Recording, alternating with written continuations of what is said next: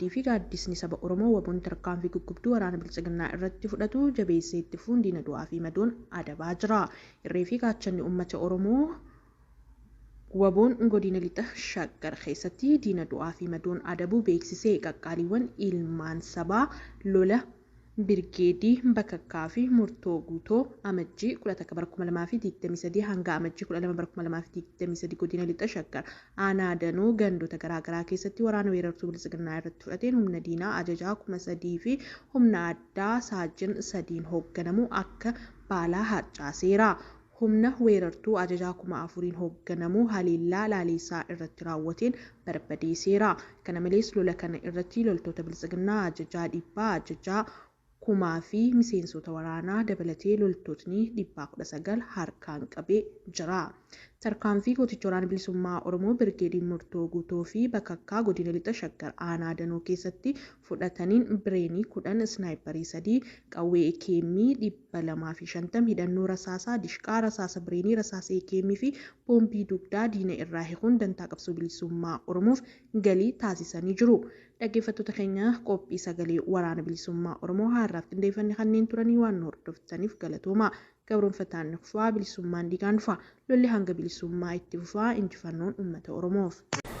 Godina Harargee Bahaa Aanaa Cinaqsan keessatti humnoonni naannoo Somaalee daangaa Oromiyaa cabsanii seenuun haleellaa raawwatu jiraattonni himanii jiru.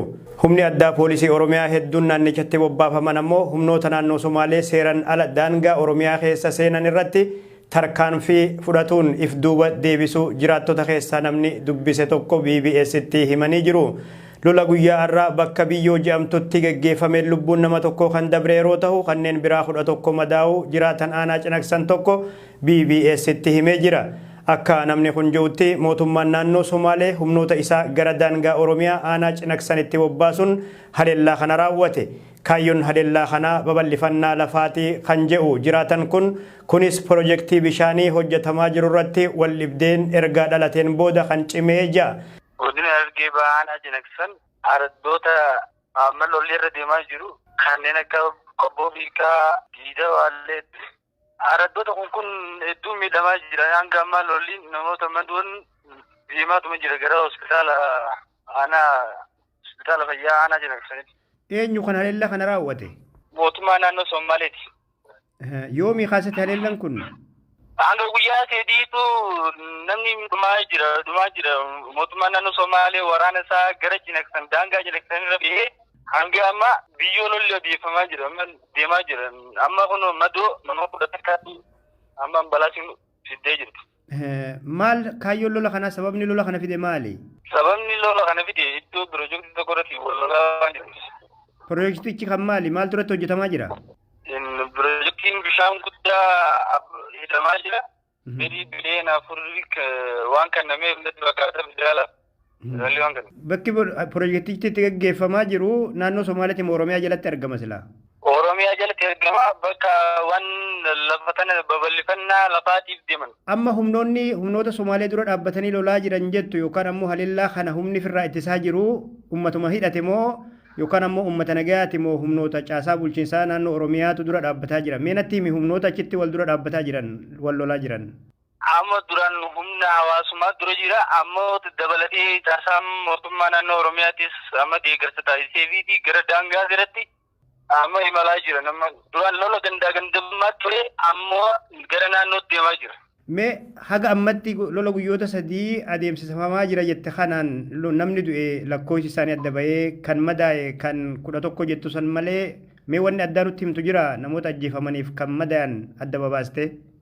Namoota ajjeefaman keessaa madoon nama tokkotti ganamarraa kana jechuudha. Aanaa Cinaqsanirra. Maddoon ammoo nama 11. Har'a moo kun guyyoota 3 dabran kana miidhaa dhaqqabe? Guyyoota 8 dabranis madoo gara Maariifar Harar deemanii jiran. Akka waliigalatti haga ammatti miidhaan dhaqqabe maal fakkaata guyyoota 3 kana? Guyyaa kaleessaa araddoota kan akka Kaafam, Hamdoo, Qobboo Biiqaa, Darbigaa naannoo kana kaleessa lolan amma lola bakka biraa iddoo biraa irraa jalqabe mootummaa irra taasisuu jiran gammaan mootummaan naannoo Somaalee. Projektiin bishaanii kun lafa daangaa Oromiyaa jalatti argamtu bakka Marar jedhamtutti geggeeffamaa akka jirullee hima. Humni Somaalee lafa tana qabachuuf jecha haleellaa lubbuu namaa balleessu fudhataa akka jiran hima jiraatan kun garuu dilbata irraa humni addaa poolisii Oromiyaa dabalataan naannichatti bobbaafaman humnoota naannoo Somaalee haleeluun Marar biyyoo fi hoosaalee naannolee jedhaman keessaa baasu jiraatan dubbisne kun akkanatti ibsa. Humni addaa poolisii Oromiyaa kun amma eessa jiran isaan eessa ga'anii jiran adda waraanaa sanatti dhiyaatan moo eessa jiran isaan mee sochii isaan irra jiranatti mee quba odeeffannoo qabaatte? Sochii isaanii amma iddoo hawaasa irratti hojiin hawaasan waliin ta'anii amma iddoo biyyoo san irra jiran adda biyyoo jedhamtu hoosaallee fi biyyoodha amma araddoonni amma lolli jabaa deemaa jiru hanga ammaan dhaabbanni kana waan. Projektiin kun eessatti geggeeffamaa jira jette kan bishaan hidhaa kun? Projektiin kun Marar ilaala. Marar jedhama. Marar kana biyyootu irraa gad jira biyyoo. Marar irraa baasanii biyyoo dabarsanii hoosaalee dabarsan amma namni humni keenya ofirraa ittisee jira amma eega humni addaa dabalameef. Humni federaalaa naannoo sanatti bobbaafamee jiru raayyaan ittisa biyyaa?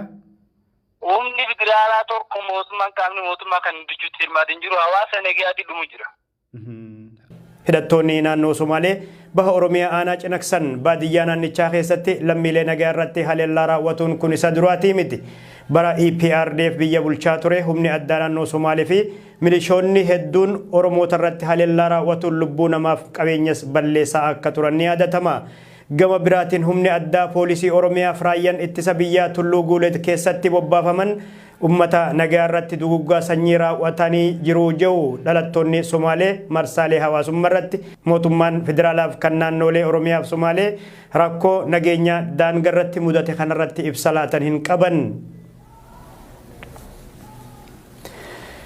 Miseensonni garee finxaaleeyyii faannoo 109 to'annoo jala oolfamuu mootummaan Itoophiyaa beeksise. Humni waloo tikaaf nageenyaa biyyattii qaamolee magaalaa Finfinneef naannawa isheetti hokkoraaf jeequmsa uumuuf turan miseensota finxaaleeyyii faannoo erga paartii tokko dahoo godhatuun sosso'an 109 to'achuu mirkaneesse.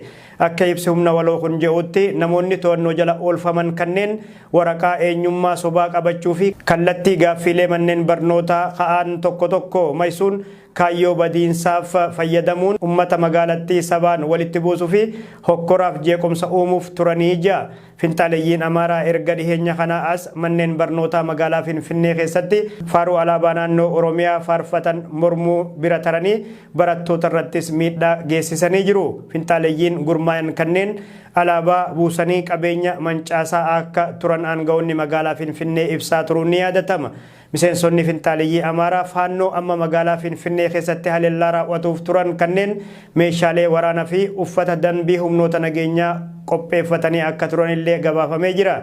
Bifa wal fakkaatuun miseensota garee mootummaan shororkeessaa jedhee yaamu shanee 107 meeshaalee waraanaa fi uffata danbii humnoota nageenyaa fayyadamuun haleellaa raawwatuuf turan to'annoo jala oolchee jira. Humni waloo kun kana malees shakkamtoota 155 kanneen gurmaa'anii saamichaan hawaasa yaaddessan to'annoo jala oolchuu humni waloo nageenyaa ibsa isaatiin eeree jira.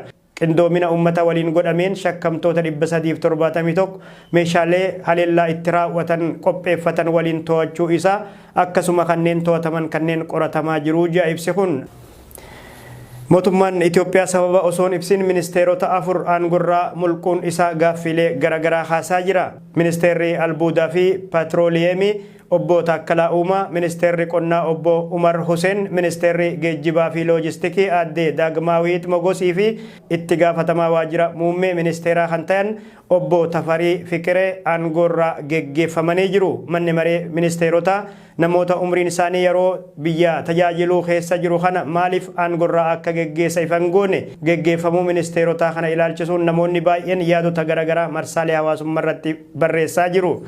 Erga aangorraa kaafamanii Itoophiyaa tajaajiluun carraa fi kabaja guddaadha. DNA yookaan qaccee sanyii keenyaa keessatti obsaa fi jabinni hundee fageeffatee jedhan obbo Taakkalaa Uumaa kanaaf shakkii tokko malee mo'achuu keenya itti fufna hundi keessan deeggarsa jajjabinaa fi gorsa waggoottan dabran keessatti nuuf taasiftaniif galatoomaa kan jedhan obbo Taakkalaa Uumati akkasuma obboleessi koo Abiyyi Ahmad galatoomaa jedhan bifa wal fakkaatuun biyya koo jaaladhu Itoophiyaaf uummata koo gaafatamummaa guddaan tajaajiluuf carroomuu kiyyatti gammachuun koo daangaan qabuu jedhe waggoota afran dabran ministeera geejjibaaf loojistikaa hoogganuu danda'uu kiyyatti kabajaatu natti dhagamaa jette Daagamaawit obbo Taakkalaa Uumaa taliga adda addarraa kan turan yeroo ta'u jijjiiramaan booda kaantibaa magaalaa Finfinnee ta'uun hojjetaa turan amma ministeera albuudaa fi petrooleemii ta'uudhaan osoo hojjetaa jiraniiti aangorraa kan geggeeffaman obbo Tafarii Fiqiree ammoo itti gaafatamaa waajjira ministeera muummee fi ministeera dhimmoota kaabinee ta'uun hojjetaa turan obbo Umar Hussein ammoo sadarkaa godinarraa kaasee hanga naannootti waajjiraalee garaagaraa hoogganaa kan turan yeroo ta'u erga muummichi ministeera Abiyyi Ahmad gara aangootti dhufanii ammoo ministeera qonnaa ta'uun hojjetaa turan ministeeronni wirtuulee furtuu hoogganaa turan amma aangorraa geggeeffaman afran ramaddiin hojii isaanii gara fuulduraa maalii fi eessa akka ta'e wanni ibsameen jiru.